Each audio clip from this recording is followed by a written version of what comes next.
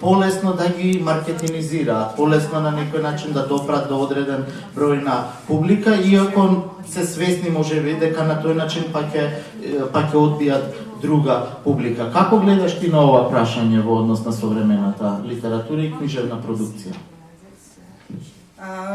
Да, се согласувам дека има таква поделба на жанровска литература, која што се согласувам исто така со другите говорници кои што рекоа дека се подценува генерално. Јас сметам дека е така и таков впечаток имам. Исто така во книжевниците, особено на запад е поделена жанровската литература во однос на другата литература, иако размислувам зошто е тоа така, нели се обидувам да најдам причини, особено во контекст на темата на оваа дискусија, дали ограничува жанрот.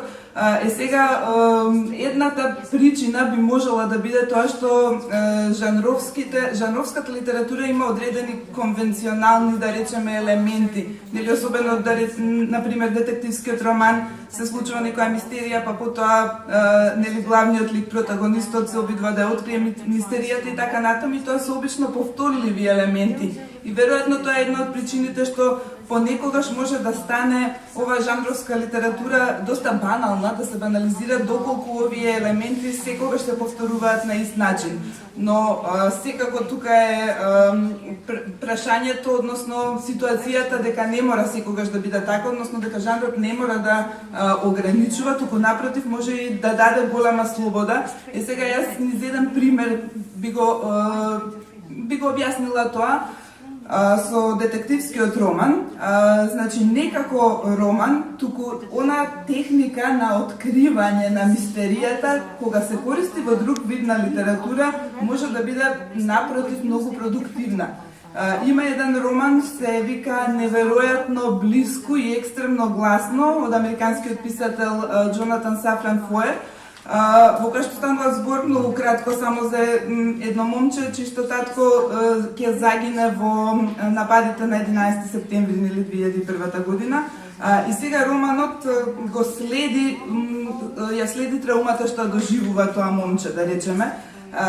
И тука се користи таа техника на детективски крими роман, односно момчето наоѓа еден клуч и низ целата книга се обидува да открие зашто служи клучот.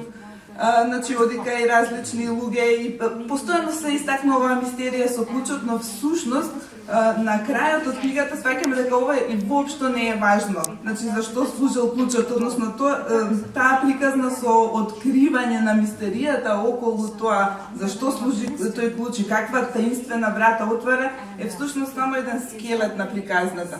Значи, приказната ја следи траумата, да речеме, на тоа момче, како тој се соочува со смртта на својот татко. Значи, во еден роман кој што не може да се определи жанровски, имаме елементи од некој жанр. И тоа мислам дека многу продуктивно ја прави приказната истовремено да биде интересна, значи да не биде само сегменти од животот, туку се следи една нишка низ целиот роман, а од друга страна значи тоа не е жанровски определен, бидејќи не ги има само конвенционалните елементи, туку зборува и многу пошироко и за други теми. Така што ете низ еден пример за ова. Слично и со научната фантастика, еве да речеме ќе оставиме за вториот круг, бидејќи јас тоа многу повеќе читам, да речеме, отколку криминалистички романи, но мислам дека ова беше така еден убав пример дека жанрот, односно жанровските техники можат многу убаво да се употребат и во други видови на романи.